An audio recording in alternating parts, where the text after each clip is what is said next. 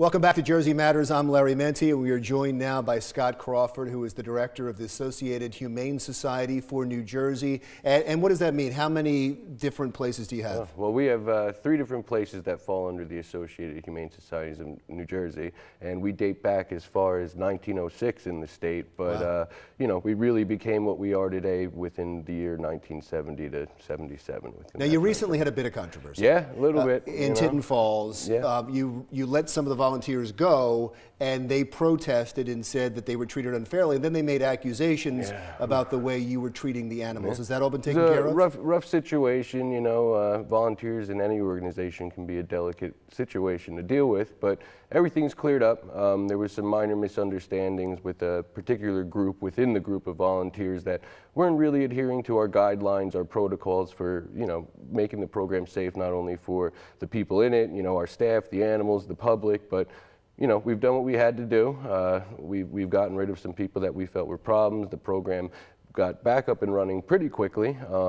We put a new volunteer coordinator in place, general manager at the facility that we brought in from the outside to sort of bear burden of all the responsibilities that a general manager has at that location. And since everything's running flawlessly. So you're pretty confident, no more problems? Yeah, no, we have everything under control. And you know, people's feelings got hurt, accusations were made, but you know, we're here to take care of the animals. We do what we're supposed to do and run the mission based on, you know, an active humane society in any state of the United States here. So let's talk about the animals for a second. Yeah. You bring in some strange animals. Wow. Yeah, you know, through our animal control efforts, we handle 60 municipalities throughout the state of New Jersey, everything ranging from inner city areas to urban areas, and about 25,000 animals a year come through our 3 buildings. And not just cats and dogs. Not just cats and dogs, no way. We're dealing wildlife, injured deer, alligators, I mean, you name it, we come into it. And down at Popcorn Park Zoo, that's actually a large animal wildlife refuge. So we have lions, we have tigers, and these are all monkeys. rescued animals? Oh yeah, everything. Who's keeping these animals? Oh, well, down at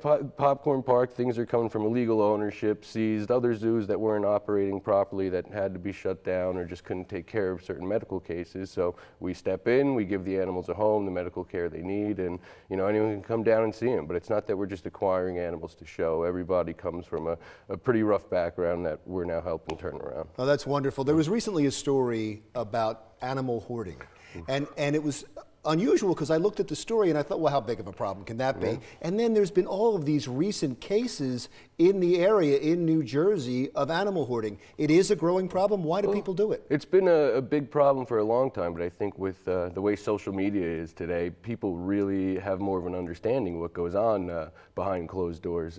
I think in a lot of times these are people who have good intentions to start out, but through lack of spay-neuter, lack of proper knowledge of tending to things can quickly get out of control in a situation like that. And you know, there's definite signs that show it. People start picking up on these things and report to the proper agencies. Someone like us at the Associated Humane Society, the Law Enforcement Division of New Jersey, the NJSPCA, and you know, groups like us can get out there, respond, give help, but you know, some people don't want to admit when they had a problem, but people in these situations, had they come to group sooner, problems could have been rectified and taken care of. But it really is a sad situation. It's tough to walk into some of these houses and see some of the things you see, but you know, there is a way out and a way to help in these situations. A lot of neighbors don't want to get involved, should they? No, you definitely should. I mean, there's telltale signs, smells, especially now that we're getting into the summer, the hotter months. I mean, something 30+ cats, you're going to smell it. You're going to see the trash coming in and out of the house. You're going to see the food coming in and out, and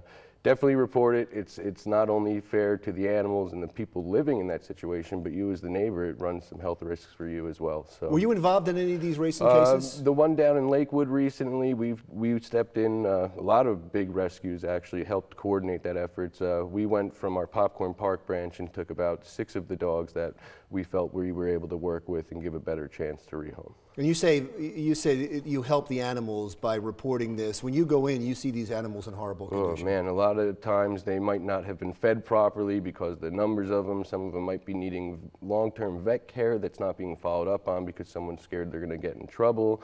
You know, it's just a horrible situation where you're walking into animal waste just piled up forever, and the smell's horrendous. It's just not a healthy situation, like I said, not only for people, but the animals. And for the neighborhood. A neighbor should turn in someone just because it's good for the neighborhood. It's a risk for all of you. I mean, you're really jeopardizing health when a situation like that gets out of control. So let's get some information out there. How can people contact you? Well, we have our main website, www.ahscares.org, which is a great resource for getting in touch with us.